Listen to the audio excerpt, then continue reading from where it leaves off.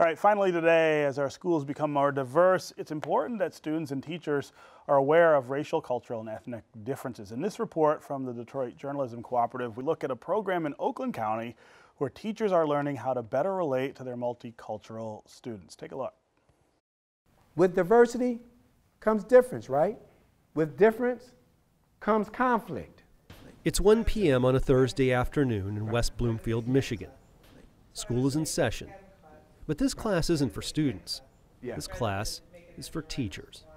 To me, to say that we have an achievement gap, particularly when we're talking about students of color and poverty, as opposed to there being something inherently wrong with the system that educates these students. We are inside a cultural competence training session, which is designed to develop understanding and effective methods for teachers. They become more familiar with identifying and solving unintentional culture clashes within the shifting landscape of the diverse student population.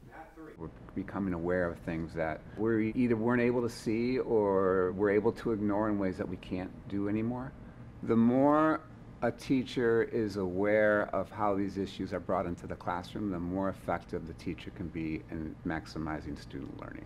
In the past decade alone, West Bloomfield's African American population has soared 120%. Nationally, the 2014-2015 school year was the first time in America's history that white students in public schools were not the racial majority. The demographic shifts are no longer coming. Diversity is no longer coming. It's here. They know when they walk in that school or when they walk in certain classrooms in that building, they have to park parts of their culture in the hallway or on the street because it's not welcome in the building. Dr. Jay Marks is an educational consultant of diversity and equity for Oakland County schools. He trains teachers in the district of the importance of multicultural proficiencies in the ever-evolving school environment. Students of color, African American, students Hispanic, Latino, and students of poverty are disproportionately placed in special education and remedial courses compared to their white and Asian peers who are disproportionately placed in advanced placement, honors, and college prep courses. Creating best practices for educators to become culturally responsive, benefiting the students as well as the teacher. We just don't know enough about one another. And when we don't know enough about one another, we don't gain understanding. In the dynamics of difference, these are cultural differences that sometimes that could lead to conflict. By many census accounts, the racial demographic of this country will shift by 2040, and those who identify as white racially or ethnically will be the racial minority in this country. This training allows educators, many of whom are traditionally middle-class European American females, to bring awareness of differing cultures, ethnicities, and diversities into the classroom. Can you teach students who don't look like you, who don't love like you, who don't walk like you, who don't pray like you, who don't live like you, effectively? What we are asking teachers to do is we want to create kids who are ready for a global society. And that's all of our kids, because they're going to have to negotiate a culture that's very different.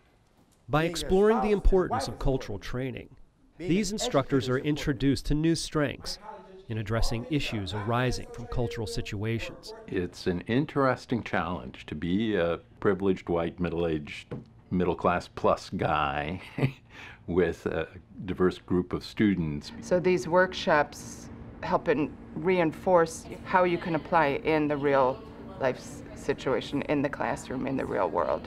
The training empowers educators with a hypersensitive perspective of teaching methods and philosophies, leading to increasing conflict resolution and identifying misunderstandings. It reminds me that I need to really look at the holistic aspect of encountering the student as an individual, as a person who has a set of different backgrounds. By focusing on the 5 skilled areas: awareness and acceptance of differences, knowledge of the student's culture, self-awareness, dynamics of difference, and adaptation of skills, teachers exploring hidden bias and colorblindness, which can lead to disproportionality in the way they instruct individual students. Cultural competence leads to more effective teaching because we begin to embrace culture. We begin to acknowledge it. We begin to accept it. We begin to understand it so that we can embed it in our teaching and practices. All right, that's our program for today. Thanks for joining us. For more information about today's guests, visit AmericanBlackJournal.org.